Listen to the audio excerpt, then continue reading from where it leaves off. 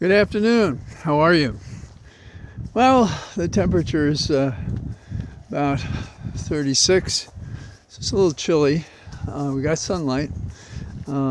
Jefferson says the humidity is down like 18% and the wind's at 5 miles an hour. Don't feel any of the wind, so you probably won't hear the wind. I want to emphasize what I think is the most important story of the day, or I'd say in the top 5, but that it got little coverage. And I'm talking about the prosecution of the New York mayor and how it's being mishandled corruptly by Trump and his assigned co-conspirators, if you will, in the overthrow of our government in a different way than occurred on January the 6th, 2021. But first, let me take you back for a basis in comparison between this current prosecution and its mishandling and an earlier conflict involving what became known as the Watergate investigation prosecution scandal.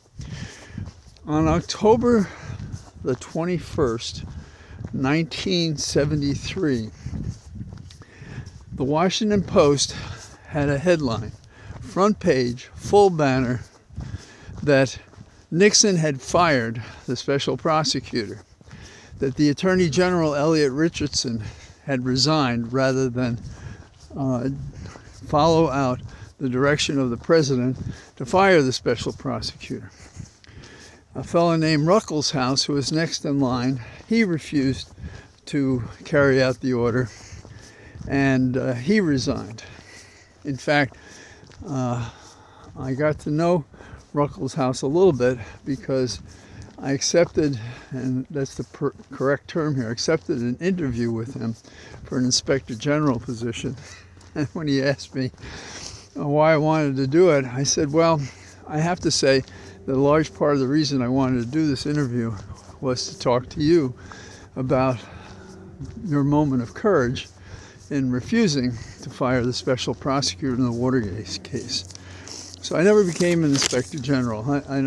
It's not that I fault those who did. Some great lawyers have become inspector generals, but that's not what I wanted to do. Now, I was a law clerk after leaving Columbia Law School in the Second Circuit, New York, Vermont, states north were covered in the U.S. Circuit. Now, people had been watching Senator Sam Ervin conduct Watergate hearings, and he had been conducting them in part because he was older and he wasn't going to run for president, and so there was bipartisan support for that investigation. And what I want you to do is to compare Watergate with how we're handling the prosecution, non-prosecution of the mayor of New York. The story of the Eric Adams prosecution, the mayor of New York, was on page A20, meaning the first section of the paper, but on the 20th page of that section, behind the back of the editorial page in today's Washington Post. It garnered on the front page, below the fold, in the last inch of the fold, under the segment in the news, giving a reference to that page.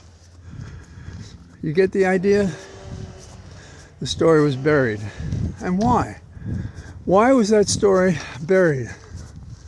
Because the class, political and business, doesn't know what to do with it. They don't know to stand up and say the emperor has no virtue. They don't know how to do that. And so they mention it so they can say they did, and they bury it. And that's wrong. Now, I already made a statement about the U.S. attorney who quit rather than pursue a motion she believed was unlawful, wasn't supported by the law, and wasn't supported by the facts or the reasoning. And she restricted her review to the fact that she believed the guilt of the mayor was beyond a reasonable doubt. So this wasn't some test case. And we've learned there was a superseding indictment, what prosecutors call consciousness of guilt, which is when you obstruct an investigation by destroying evidence or whatever, you are supporting the view that you have something to hide, consciousness of guilt. Now, she left her post because she couldn't do something that was unlawful, unethical, and unsupported by fact or law. The number of people who went with her, by last count, is 6. And as I understand it, sometime today in Washington, D.C., in the public integrity section, where we lost the chief, there was a general meeting, and the request was made that 2 people agree to dismiss this prosecution in the next hour. Last I heard, no one would come forward and do that. So that's where we are. Now, what else is going on that makes this a current issue? There's a fellow named Clayton who is nominated to be the U.S. Attorney in the Southern District of New York. And Democrats should be taking a stand that under no circumstances will we approve this guy if he's going to do what others have decided is factually and legally wrong. So that's my analysis of one of the more important stories than worth being buried below. Now, there are a bunch of stories going on, and they're connected and disconnected at the same time. They're connected in the sense that they are a pattern of conduct by he who would be a monarch or a dictator, aggrandizing to himself the powers he needs, in large part by eliminating programs and the competition that he has. So, for example, Republicans have, and it's a mystery to me, changed their position about Russia such that they support Putin's invasion of Ukraine and have not wanted to support funding and support for Zelensky and Ukraine.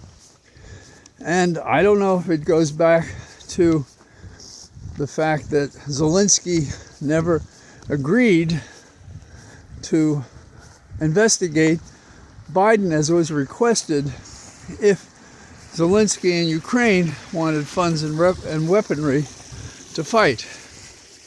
So that's a pretty interesting thing. Now, Trump is currently scheming to settle the Ukraine war with his Russian puppeteer Putin, and without Zelensky in the room, and without anyone else in the region in the room. So I review this because these are patterns that Trump follows. And you can almost look at any situation, find what the person mentioned or nation mentioned or whatever it is, and imagine what it is that Trump wants for himself, for his power, for his amusement, for his funding, for his sex. Anyhow, a motive that Trump has for mentioning anyone, okay?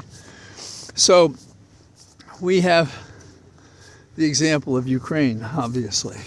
Now, when we're talking about a crash, this is an old new problem, that Congress increased the pressure on the airport, Reagan National, so that it was dangerous. And in the night when we had the crash, killing so many, it was because of a number of things. Excuse me, I had to avoid a brush or get hit by a bus. There are 104 collision warnings over the last 10 years that told us that the coexistence of helicopters at a lower height and commercial aircraft landing and leaving Reagan National was an accident with great risk, waiting to realize that risk and fatalities. And so 67 died only days ago because we didn't do a damn thing about it. What will this Trump administration do? I don't know. They seem to be willing, whether it be risk in this case involving aviation or medically, or it could be violence when we don't have the secure forces of the FBI or prosecutors. It could be the truth about the food we eat. It could be about our relationship with other nations.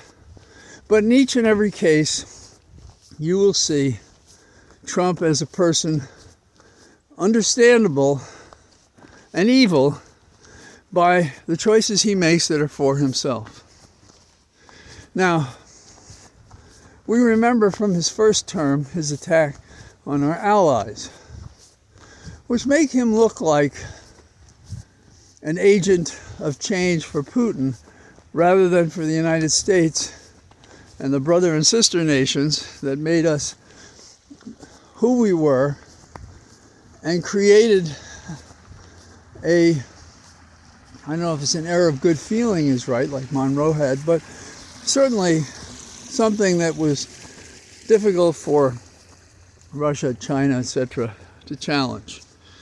But who do we have speaking to our allies? We have the no diplomatic, love the drink Vice President Nance scolding NATO. And remember, he didn't support Zelensky. He didn't support Ukraine when he was a senator.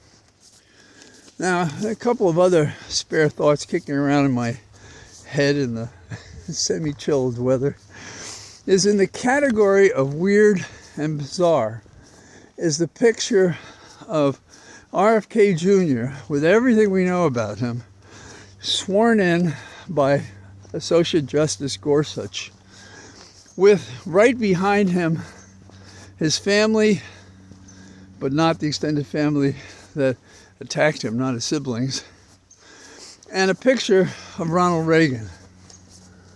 I just can't imagine what his mom Ethel would think of that, or Jack, or his father Bobby, RFK. And I got, over the years, opportunities to know some members of the family. In fact, Ethel opened up her home in McLean so I could have a fundraiser. And people who disliked me came to pay $100 to be in that house. So it's like I said, weird and bizarre that he was sworn in. And then in the same breath, we have the Kennedy Center now under the leadership of people who wouldn't know a classic art painting if you told them that it was. They wouldn't know you were right or wrong. They don't know anything. And there's nothing wrong with having the prestige, but you should have the content, the understanding that goes with it, that makes a venture such as one into the arts a grand one. They're already canceling shows. And it makes me think of Hitler. And as I may have told you before, I'm sure I did, that I read Shire's book, S-H-I-R-E-R, The Rise and Fall of the Third Reich. And it's worth a read. It's written very well. The research is exhausting, but not burdensome in the read. And among other things, Shire found that some art was degenerate and unworthy of life. That's Trump. That's Trump perfectly, exactly who he is. Now, it's also interesting who gets hurt by what Trump does. So we know that the red states are in fact the ones that need the programs Trump is canceling the most. So what am I saying? Is there a correlation between intelligence and opposing Trump? I don't know if it's that strict. I think there are a number of variables, but it is one of them. The absence of science, the anti-intellectual nature of the Trump supporters, the emotional attachment instead of a one involving an intellect, a discipline that way.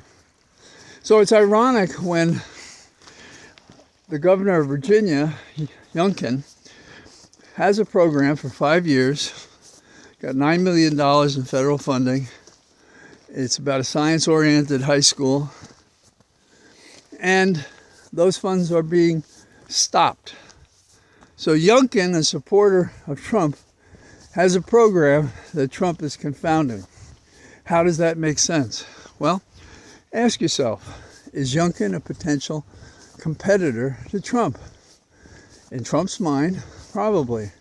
So let's not help him stand out and be able to go cross the Republican Party to some Democrats for having a program like this. It's Occam's razor. You know, if there are several ways to view events, what is the most obvious? And with Trump, we have so many data points. That's the reason. We have people out there litigating for the right cause against Trump. We have judges that are under pressure now, being coerced to not follow through. And we have us, we the people, nudging and learning and talking to each other.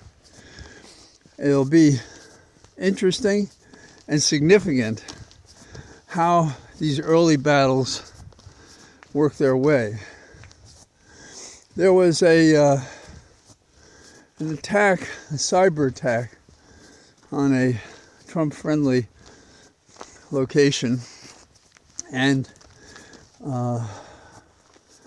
things were shut down because of it. These surprises and innovations, not always limited to messing with data, are going to proliferate with cases and conflict as time goes on. Because people find a way. And if you take from them the law and order, the Constitution, the law, the rules, the decorum, and the reason for these things, then you have chaos.